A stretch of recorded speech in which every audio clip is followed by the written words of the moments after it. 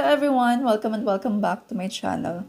Meron tayong sasagutin na comment ngayon, and this comment is coming from Daisy. Ito yung sabi niya, Ma'am, mag-ask lang po sana ako. Isa po akong OFW dito sa Egypt and gusto kong pumunta ng Taiwan as tourist by myself po. June 5, uwi ko ng Pinas and July ang balik ko, then may return ticket na po ako ng Egypt. Plan ko June mag-travel as tourist sa Taiwan. Ano-ano po kaya ang need ko requirements? Sana po ay mapansin. Salamat po, ma'am. Thank you, Daisy. Salamat sa comment mo. So, kapag OFW po tayo and then gusto natin mag-tourist sa ibang bansa sa bakasyon natin, so wala din po tayong dapat ipag-alala. Kasi, meron po tayong karapatan talagang mag-travel sa ibang bansa as tourist. Walang problema po yun as long as ma-provide natin yung mga travel requirements na kailangan sa bansang pupuntahan. In my experience po, nung nag-travel ako for the first time as tourist to Maldives, OFW din po ako nun sa Taiwan. And ayun nga, wala namang problema and magdedepende lang din talaga kung na-comply natin yung mga requirements na kailangan. Ayun nga, sa bansang pupuntahan. Ano-ano nga ba yung mga travel requirements kapag mag-travel tayo from the Philippines to Taiwan as tourist? First is yung passport natin na dapat valid po siya over 6 months. Hindi po natin kailangan ng visa sa Taiwan.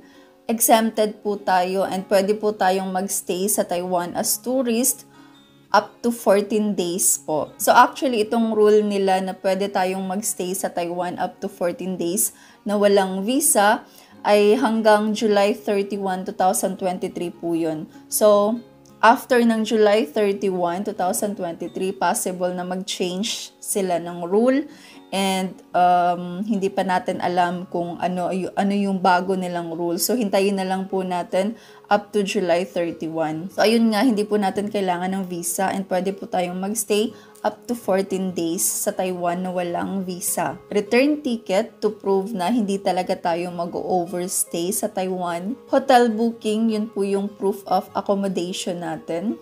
Travel insurance. So, yung travel insurance, hindi po siya actually necessary but ina-advise po talaga siya ng immigration na mas okay na meron po tayong travel insurance for our own good na rin po. Meron po akong video about travel insurance kung saan po ba pwedeng kumuha online and mas mura. So, panoorin niyo po yun para meron po kayong guide kung paano kumuha online.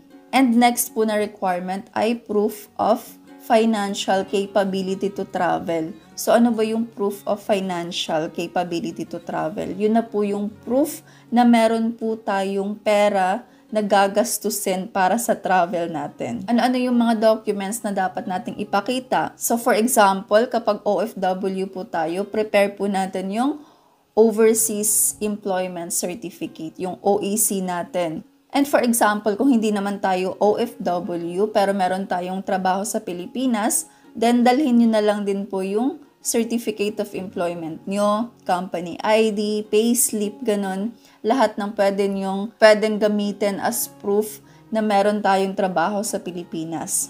And then syempre yung bank statements natin na dapat meron pong enough na pera na laman para sa travel. And syempre, for example, wala tayong bank account, wala tayong bank statements na maipakita.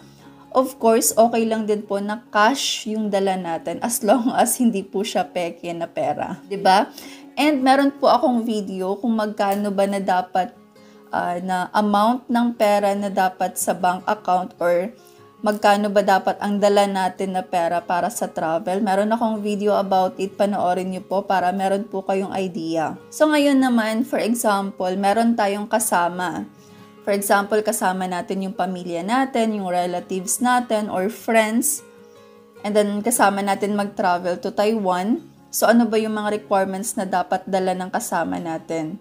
Ganun lang din po yung mga requirements na dapat dalhin. Passport, return ticket, hotel booking, travel insurance kung meron, and then proof of financial capability to travel. Ganun lang din po yung mga requirements.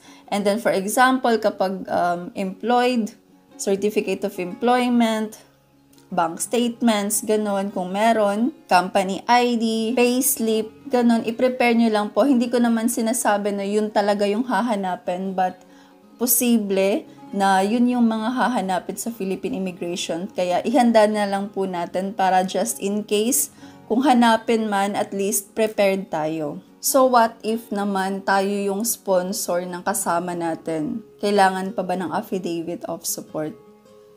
So, masasabi ko po na case by case basis po talaga. For example naman, magta-travel kayo for 5 days, for 1 week together. So, I think hindi na maghahanap ng affidavit of support ang Philippine Immigration. Pero kapag mag-travel kayo and then mag-stay, yung inisponsoran nyo ng mga 2 months, 1 month doon sa ibang bansa, then posible po na maghahanap ng affidavit of support ang immigration kahit nakasama nyo pa yung sponsor nyo. So, magdedepende po talaga yan kung gaano kayo katagal magstay sa ibang bansa. So, ayun lang po yung mga general requirements sa Philippine Immigration. So, kung meron pa kayong naiisip na mga requirements na posibleng hanapin sa immigration, then i-prepare nyo na lang din po. Para kapag hanapin, at least maipakita nyo agad kasi dala-dala nyo na. Ayun Daisy, sana nakatulong itong video. Sana ay nasagot ko yung question mo. Kung meron pa po kayong mga questions, clarifications, or suggestions, please i-comment nyo lang po. Thank you for watching. Bye-bye!